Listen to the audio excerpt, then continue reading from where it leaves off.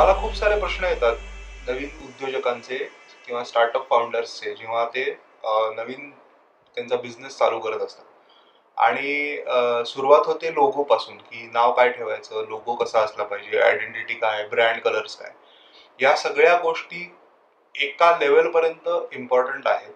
म्हणजे जेव्हा तुम्ही सुरुवात करत असता त्यावेळेस त्याच्याकडे खूप पैसा आणि खूप वेळ त्याच्यावरती खर्च करू नका, असं माझं प्रामाणिक मत आहे. एक उदाहरण देतो, की समजा एक फोटोग्राफर आहे आणि त्याला त्याचा नवीन बिझनेस लॉन्च करायचा आहे, की फॅशन फोटोग्राफी, फूड फोटोग्राफी हे तो करतो. तर त्या केसमध्ये लोगो बनवण्यामध्ये आणि आयडेंटिटी क्रिएट करण्यामध्ये आणि नाव डिसाईड करण्यामध्ये जर खूप वेळ गेला तर ऍक्च्युअल त्याचं काम समोर यायला, त्याला एन्क्वायरीज मिळायला आणि ऍक्च्युअल त्याला काम मिळण्यासाठी खूप वेळ खर्च होईल. तर नाव ऑब्विसली चांगलं असलं पाहिजे, कॅची असलं पाहिजे, त्याचं डोमेन अवेलेबल असलं पाहिजे. ह्या सगळ्या गोष्टी आहेत. लोगो डिझाईन करण्यासाठी म्हणून मी अनेक लोक पाहिलेले आहेत की जे एक एक दोन दोन तीन तीन महिने घेतात, दोन तीन डिझायनर्स बरोबर काम करतात आणि एवढं करून त्यांना जो लोगो त्यांनी बनवलेला असतो तो त्यांना 2-4 महिन्यांनी आवडेल असं होतं. तर याच्यासाठी मी एक सिंपल तुम्हाला त्याला आपण असं म्हणू की ट्रिक आहे किंवा टिप आहे, की जर तुमच्याकडे स्वतःचं लहान मूल किंवा भाचा भाची किंवा शेजारची लहान मुलं, मित्राचा मुलगा असेल, तर यांना बिझनेसचं नाव सांगून त्यांना चित्र काढायला सांगा. आणि बऱ्याचदा ती मुलं खूप छान वेगळ्या पद्धतीने एखाद्या गोष्टीकडे पाहतात. ते चित्र जे आहे ते तुमचा लोगो बनू शकतं, त्याच्या एक चांगली स्टोरी क्रिएट होऊ शकते, एक वेगळी आयडेंटिटी निर्माण होऊ शकते. आणि बेसिकली लोगोचं जे काम आहे की लोकांच्या लक्षात राहणं किंवा एक ब्रँड रिकॉल ज्याला आपण म्हणतो, ते या वेगळ्या छोट्याशा लोगोमुळे खूप छान होऊ शकतं.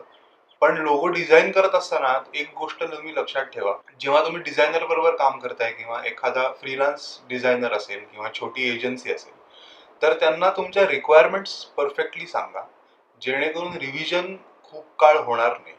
लोगो सिंपल ठेवा, खूप सारे रंग ठेवू नका, वेगवेगळे शेप्स ठेवू नका. याचं कारण असं आहे की जेव्हा लोगो बनतो त्यावेळेस तो वेगवेगळ्या फॉर्मॅटमध्ये सुद्धा कसा दिसतो याचा एक अंदाज घेणं गरजेचं आहे. म्हणजे व्हिजिटिंग कार्डवरती कसा दिसतो, वेबसाईटवरती कसा दिसतो, तुमच्या सोशल मीडिया प्रोफाईल्सवरती कसा दिसतो, तुम्ही जर टी शर्ट्स बनवले त्याच्यावरती कसा दिसतो, कॅप बनवली त्याच्यावरती कसा दिसतो, किंवा पुढे जाऊन तुम्ही स्टेशनरी बनवाल तो इथपर्यंत थोडासा विचार तुम्ही करून ठेवा. स्टिकर्स बनवले, लॅपटॉपवरती हल्ली स्टिकर्स बनवतात, तर या सगळ्या गोष्टींवरती हा लोगो कसा दिसेल आणि लोगो आणि नाव असे मिळून एकत्र युनिट कसं दिसेल याचा विचार करणं अधिक गरजेचं आहे.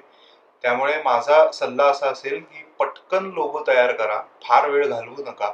आणि दुसरी महत्वाची गोष्ट आहे की थोडासा जर तुम्हाला बिझनेस मोठा झाला आणि असं वाटलं की आता एक रिब्रँडिंग ऍक्टिव्हिटी करता येईल, तर तीही आपल्याला शक्य आहे एक 6 महिने, एक वर्षभराने, ज्याचा सुद्धा तुमच्या बिझनेस ग्रोथला फायदा होऊ शकतो.